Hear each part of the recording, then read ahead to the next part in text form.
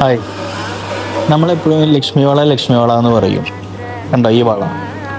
ഈ ലക്ഷ്മി വളയിൽ അഷ്ടലക്ഷ്മി വള എന്ന് പറഞ്ഞിട്ടുള്ള ഒരു വളകൾ വരുന്നുണ്ട്. അഷ്ടലക്ഷ്മി എന്ന് പറഞ്ഞിട്ടുണ്ടെങ്കിൽ 8 ലക്ഷ്മി.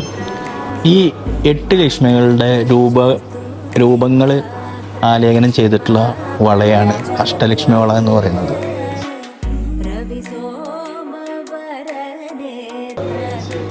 ഈ അഷ്ടലക്ഷ്മി വള എന്ന് പറഞ്ഞിട്ടുണ്ടെങ്കിൽ രാധാകൃഷ്ണൻ, അതിൽ രാധയുടെ അവതാരങ്ങളായിട്ടാണ് ലക്ഷ്മികളെ ചരിത്രം പറയുന്നത്.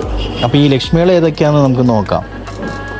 കാരണം നമ്മൾ ഒരു ഓർണമെൻറ്റ്സ് ഉപയോഗിക്കുമ്പോൾ അതിനൊക്കെ ഒരുപാട് നമ്മുടെ ട്രഡീഷണൽ ഓർണമെൻറ്റ്സ് ഒക്കെ ആകുമ്പോൾ അതിനൊക്കെ ഒരുപാട് ചരിത്രങ്ങളുണ്ട്. അതൊക്കെ ജസ്റ്റ് ഒന്ന് അറിഞ്ഞിരിക്കുക, അത്ര തന്നെ.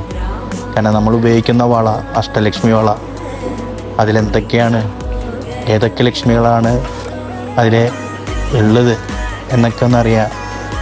അതാണ് ഒന്ന് വരുന്നത്. ആദിലക്ഷ്മി എന്ന് പറഞ്ഞിട്ടുള്ള ലക്ഷ്മി വരുന്നുണ്ട്, പിന്നെ ധനലക്ഷ്മി വരുന്നുണ്ട്, ധാന്യലക്ഷ്മി വരുന്നുണ്ട്, ഗജലക്ഷ്മി, സന്താനലക്ഷ്മി, ധൈര്യലക്ഷ്മി, വിജയലക്ഷ്മി, വിദ്യാലക്ഷ്മി. അങ്ങനെയാണ് ഈ 8 ലക്ഷ്മികളും വരുന്നത്.